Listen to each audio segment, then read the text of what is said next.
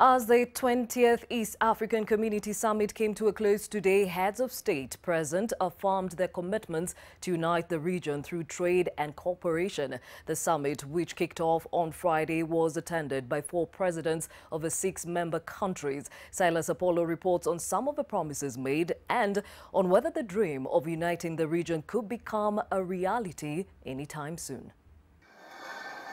The heads of state and leaders of the 6 countries that make up the East African community were meeting in Arusha, Tanzania, after days of postponement of planned meetings. The agenda of discussion was the integration of the region and the creation of a political federation. The summit's outgoing chairman, Yoweri Museveni of Uganda, also handed over to his Rwandan counterpart, Paul Kagame. We will measure success by how easily our people, their goods and capital move within our region and how prosperous in the end they become. But even as the deliberations went on, there were debates on the sidelines on some of the progresses made and on whether the dream of uniting the region could be a reality. We are seeing 2 trajectories. One is huge progress in regard to economic integration.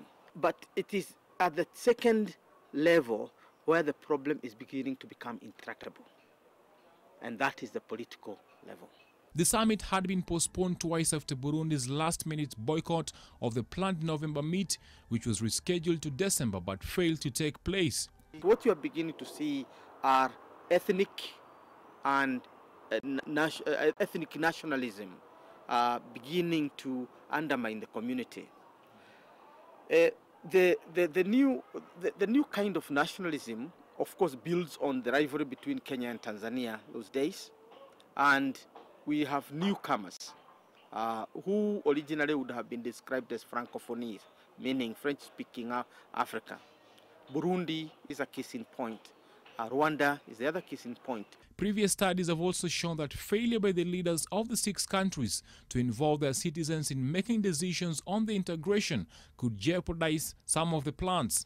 Plans to unite the region were revived in 2000 after the first union collapse. Progress has been slow, with observers and critics pointing a finger to mistrust among leaders of member states.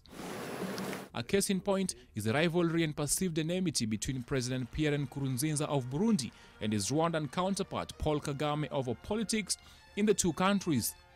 Others are the war in some of the member countries like South Sudan and the divided loyalty of Tanzania and Burundi, which are members of the South African Development Community. Silas Apollo, NTV.